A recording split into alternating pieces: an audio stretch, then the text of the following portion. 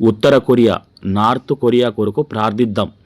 ఉత్తర Korea నేడు ప్రపంచంలో క్రైస్తవులకు అత్యంత ప్రమాదకరమైన దేశం. అక్కడ యేసును నమ్మడం నేరం, బైబిల్ కలిగి ఉండడం నేరం, ప్రార్థన చేయడం నేరం. అక్కడ క్రైస్తవుడిగా ఉండడం అంటే ప్రాణాలతో ఆడుకోవడమే. క్రైస్తవులపై చట్టాలు. ఉత్తర కొరియాలో క్రైస్తవ్యం పూర్తిగా నిషేధం. బైబిల్ దొరికితే వెంటనే అరెస్టు. యేసును నమ్ముతున్నారని తెలిస్తే దేశద్రోహం కేసు. ప్రార్థన చేస్తే శ్రమ శిబిరాలు, లేబర్ క్యాంప్స్కు పంపిస్తారు. న్యాయస్థానం లేదు, విచారణ లేదు, క్షమాపణ లేదు. అక్కడ భయంకరమైన శిక్షలు. క్రైస్తవులను భూగర్భ జైళ్లలో వేస్తారు. ఆకలి, కొట్టింపులు, హింస.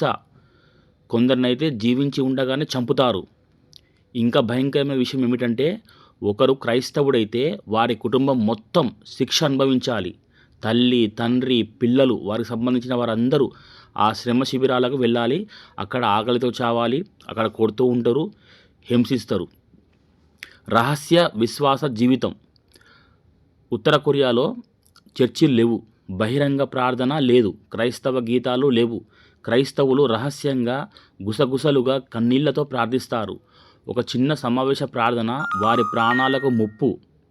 భారతదేశ క్రైస్తవ సమాజానికి పిలుపు.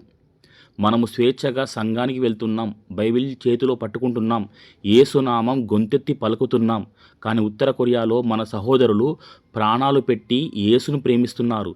మన నిశ్శబ్దం వారి బాధను మరింత పెంచుతుంది. కాబట్టి మనం వారి కొరకు భారంగా ప్రార్థిద్దాం. ఉత్తర కొరియాలో ఉన్న మన క్రైస్తవుల కొరకు ప్రార్థిద్దాం. ఆమెన్.